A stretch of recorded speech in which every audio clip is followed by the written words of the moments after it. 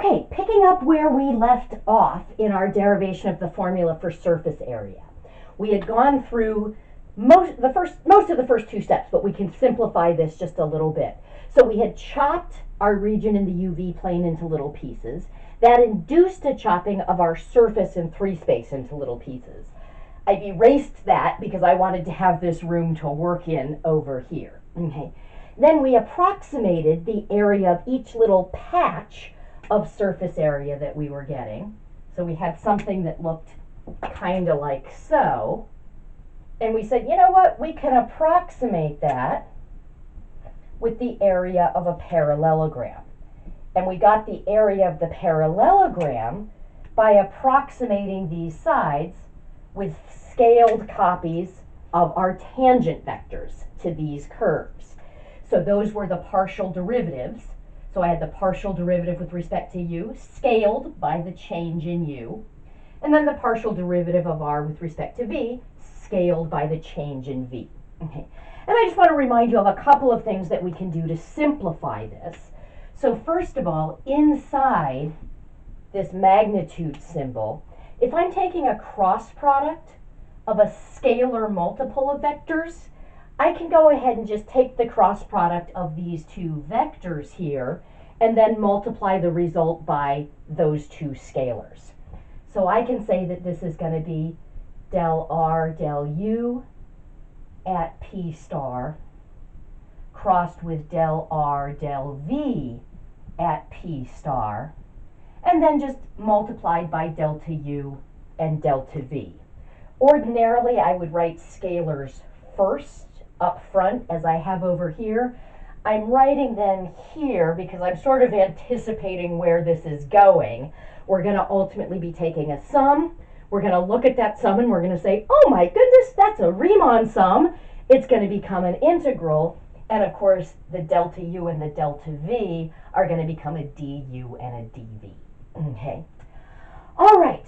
Then the next thing I can do is when I'm taking the magnitude of a scalar multiple of a vector, I can just take the magnitude of that vector, so del r del u at p star, crossed with del r del v at p star, and multiply by the absolute value of that scalar. So it would be the absolute value of delta u times delta v. But remember, these guys are positive because those are just the width and the height of my rectangles. So taking the absolute value doesn't change them at all. So when I approximate, what I'm actually going to get, and I'm just going to bump to the top of the board here to write this, is the partial of r with respect to u at p star, crossed with the partial of r with respect to v at p star, the magnitude of that vector times delta u, delta v. Okay. So that's the result of step 2, approximating the surface area of just a little piece that I get after that chopping step. So then step 3, I'm going to add all of these things up. So I'm going to get the sum as I goes from 1 to n. N would simply be the number of pieces into which I had chopped things. Okay. Of the absolute value of del r del u at p. Oh, and actually, I'm sorry.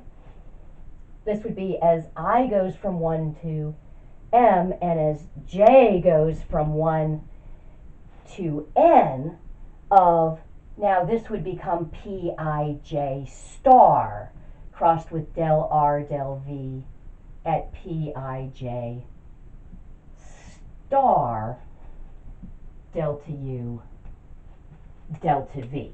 Okay. So if you remember, I said if this was the ijth rectangle, I would have called that pij star. While I was working with just one rectangle, I simplified things a little bit and just called it p star. But ultimately, I would have one of these for each one of these rectangles.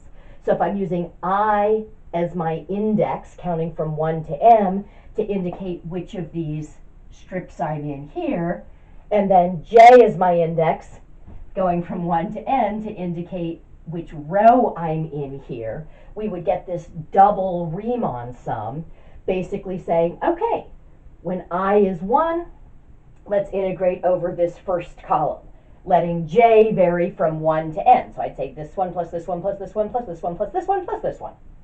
And then I would be 2, and I'd move to the next column, and I'd add up all of those. Okay, so that's my adding step. And then we take a look at that, and as predicted, we say, oh my goodness, that's a Riemann sum, because this is just a function evaluated at a representative point multiplied by this small change in u and this small change in v.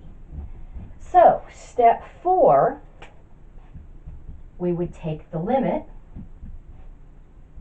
So we're looking at the limit as m and n both go to infinity. Okay. And of course, when I take the limit of a Riemann sum, this is just going to give me the double integral over d of this function, the magnitude of del r del u crossed with del r del v. Of course, this becomes just du and dv. If I'm writing this just over the region D, I'm going to express that as a dA. And then when I switch to writing this as an iterated integral with individual limits of integration, this will become a du and a dv. Okay. Pretty cool. So that's going to be our formula for finding surface area, that we're going to integrate over the region in the plane of our parameters the magnitude of the cross product of the two partials. Okay. So in the next video, we'll do an example.